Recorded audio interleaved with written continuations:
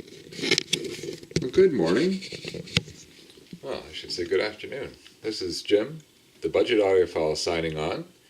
And today we're going to talk about making a budget record cleaning solution. So let's just set the camera up so that you can see what's going on here. And I have an earlier video in which I talked about a Vinyl Styl record cleaner, and it came with a nice bottle of fluid. Let's just grab it out here. And the solution worked great. I loved it. But replacing that solution in Canada was going to cost a lot of money. So I came up with my own. So what do you need? You need, in my case, I found a Rubbermaid 2-liter or 2-quart juice container. I just went out to my local Sally-Ann and found one for $1, but you could buy a new one. But this is the Budget Audiophile, so we do everything on the cheap that we can. So we've got our container. We've got 99% isopropyl alcohol, available at drugstores universally. It's worth shopping around for this. I was amazed at the difference in cost from one location to another. This is very commonly used by people in the medical profession.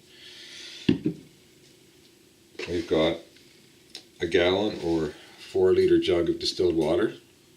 Again, commonly available at your local drugstore. $2 for something like that. Maybe $6 to $10 for this. Ordinary dish soap. This is something we buy at Costco that is biodegradable, grapefruit based. Ecos is the label. Any non-harsh dish soap is probably suitable. I prefer a biodegradable product because I think it's probably safer. And optional is a photo wetting agent. This one is from Fujifilm. It's called Drywell. And let's put it together. So the first thing you do with our standard container is we put a half a liter, so that's half a quart,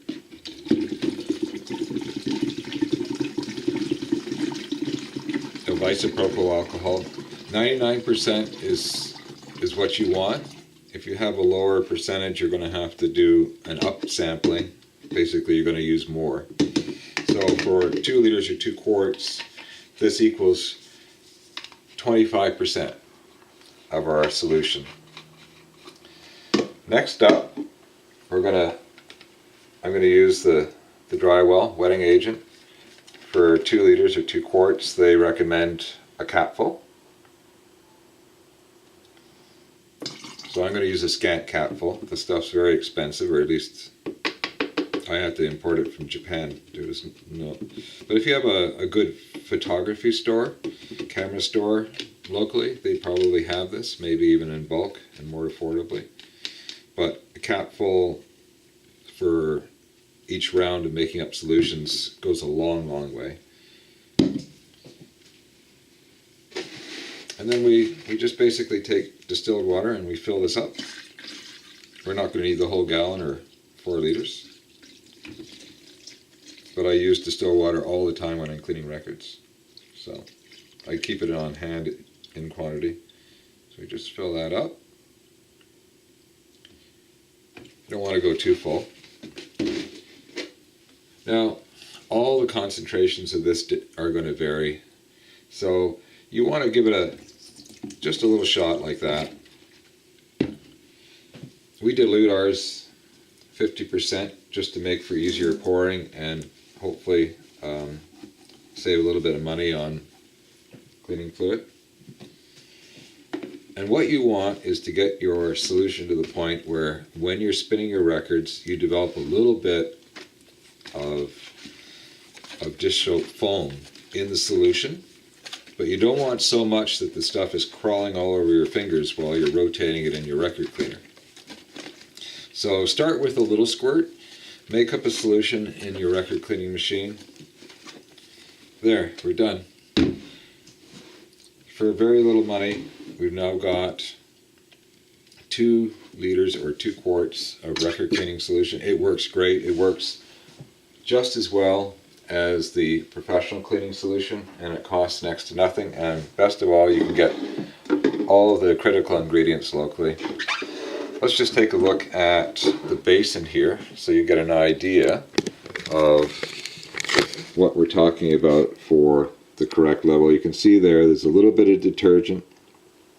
I find that that a little bit of detergent with the wetting agent, with the alcohol, so where are we at here percentage wise? So let's not forget that. So 99% isopropyl alcohol, 500 milliliters is 25% of 2 liters. Distilled water is 75%. Distilled is very important. We don't want to be cleaning our records with grit that's in tap water. The drywall wet agent comes out at 0.5%, and then a little bit of Eco dish soap. There you go. And this is a rack. Today's record cleaning day. That's why we're doing this visit. With a Vinyl Styl cleaner, those nice goat hair brushes, and some careful rinsing and drying. You can see the records come absolutely spotless. They sound great. They're very quiet. So let's head off into the listening room. Peeking back here, you can see my new speakers. Barely. They're Klipsch KG 4.5s. Let's turn on the budget spotlight here so we can get a little bit of light going. And in a future video, I'll talk about upgrading the speakers. I've always wanted to get into a Klipsch horn, so I'm really excited. So at the end of every video, I always like to talk about a favorite record. And I often do comparisons. Today we're just going to talk about one style of recording, and that's direct-to-disc. So this is Thelma Houston and Pressure Cooker in I've Got the Music in Me. Let's take it out of the jacket here so you can see it. There we go. And this is a Sheffield Lab recording from 1975, and what makes it so special is that it is recorded live from the studio direct to the master disc. So what does that mean?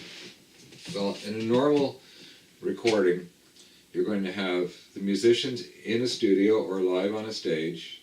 You're going to have a soundboard, and then you're going to have a tape machine. And these days, the tape machine is going to be replaced by essentially a computer that's doing a digital recording. Though there are still people working with tape. In this case, we've got the same musicians, live or in the studio. In this case, they're in the studio, which is adjacent to the recording engineer setup. And you've got a soundboard, probably a very minimal soundboard. And from there, it's patched directly to the lathe that cuts the master disc.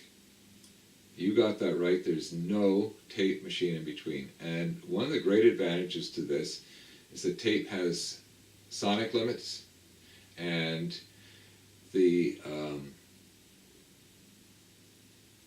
frequency response of tape essentially stops at 20,000 hertz. And there's some hope that with the direct-to-disc, we can get better frequency response. Maybe it's not a lot greater, but we eliminate that whole step of recording onto tape, and then from tape, bringing it over to the cutting lathe. And here's the record. It was just cleaned. Sheffield label has a very distinctive label.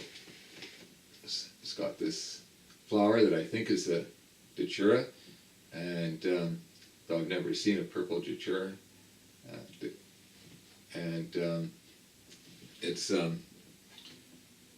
it's just like a normal record in appearance, but sound quality. A lot of direct to discs are just lovely. They have a better frequency response. They're clear. Tape adds a certain quality to a recording that in many cases is preferred. But there is I would say a je ne sais quoi, but it's